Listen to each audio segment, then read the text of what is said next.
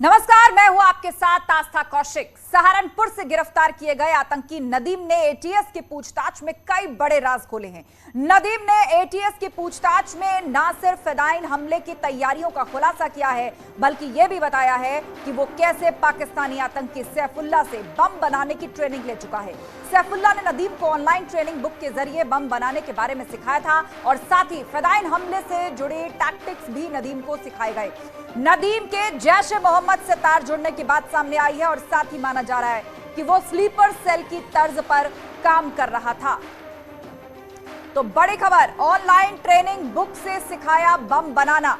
सहारनपुर से गिरफ्तार आतंकी नदीम, उसने कई खुलासे यूपी एटीएस से पूछताछ के दौरान किए। उसने बताया कि उसने सैफुल्लाह से बम बनाना सीखा है, फिदायीन हमले के बारे में सीखा और उसके तार सीधे तौर पर जैश ए मोहम्मद से जुड़े हैं। फिदायीन हमले की तैयारी कर रहा था और ऑनलाइन ट्रेनिंग भी ले रहा था। पाकिस्तान से सीधे तौर पर इसके तार जुड़ने की बात सामने आ रही है। इसने बम बनाने की ट्रेनिंग ली है। सहारनपुर से यह गिरफ्तार किया गया है। सैफुल्लाह से इसने बम बनाना सीखा है, जिसके सीधे तार जो हैं वो जैश ए मोहम्मद पाकिस्तानी आतंकी संगठन से जुड़े हुए हैं। फिदायीन हमले के बारे में इसने सीखा है, ऑनलाइन ट्रेनिंग ले रहा था। ये इंटरनेट की मदद से एक बड़ा नापाक प्लान भारत के खिलाफ बनाया जा रहा था, लेकिन उससे पहले ही ये एटीएस के हत्थे चढ़ गया। सीधे इस पर अपडेट के लिए रुक करेंगे। हमारे सहयोगी ऋषभ मणि त्रिपाठी हमारे साथ लाइव जुड़ रहे हैं। ऋषभ मणि, बहुत बड़ा खुलासा हुआ है, या यूं कह लीजिए कि भारत के विरुद्ध एक बड़ी साजिश को नाकाम कर दिया गया। और क्या खुलासे किए हैं? क्या एटीएस ने कोई औपचारिक जानकारी दी है कि नदीम ने क्या कुछ उगला है? देखिए, नदीम को एटीएस ने गिरफ्तार करने के बाद कल कोर्ट में पेश किया था। कोर्ट ने उसको 14 दिन की जुडिशियल कस्टडी में जेल भेज दिया है। हमारी एटीएस के अधिकारियों से बात हुई है, उनका यह कहना है कि 16 अगस्त को वो नदीम को अपनी रिमांड में लेने के लिए, पुलिस कस्टडी रिमांड में लेने के लिए अर्जी डालेंगे और साथ में ही जो नदीम का मोबाइल सीज किया गया है, जिसको कोर्ट में पेश किया गया था, उसको भी अपने कब्जे में लेने की वो अर्जी डालेंगे। जैसे ही वो मोबाइल इनके कब्जे में आ जाता है तो उसका डेटा रिट्रीव करके तमाम और खुलासे हो सकते हैं। एटीएस का यह कहना है कि हम सबसे पहले ये देखेंगे कि नदीम से कितने लोग जुड़े हुए हैं, क्योंकि नदीम के बारे में एक बात सामने आ रही है पुख्ता तौर पर कि नदीम रिक्रूटर था। वो यूपी और अन्य राज्यों से तमाम लड़कों को रिक्रूट कर रहा था भारत विरोधी, देश विरोधी गतिविधियों के लिए। फिर आप चाहे उसको जैश ए मोहम्मद से जुड़ा हुआ मान लीजिए, चाहे कि तहरीक तालिबान पाकिस्तान से जुड़ा हुआ मान लीजिए। इसलिए काफ़ी अहम हो जाता है नदीम के पूरे नेटवर्क को खंगालना। ऑनलाइन उसने ट्रेनिंग ली हुई थी।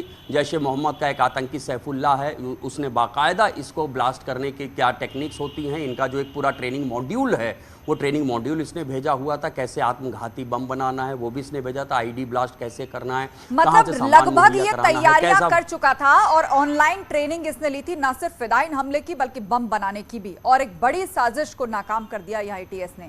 तो ऋषभ, आप जिस तरह से बता रहे हैं कि किस तरह इसने आतंक की बारीकियां सीखी, कितने वक्त से ये जैश के संपर्क में था और दरअसल अब अगला प्लान क्या था, इस बारे में एटीएस ने कोई खुलासा किया है क्या?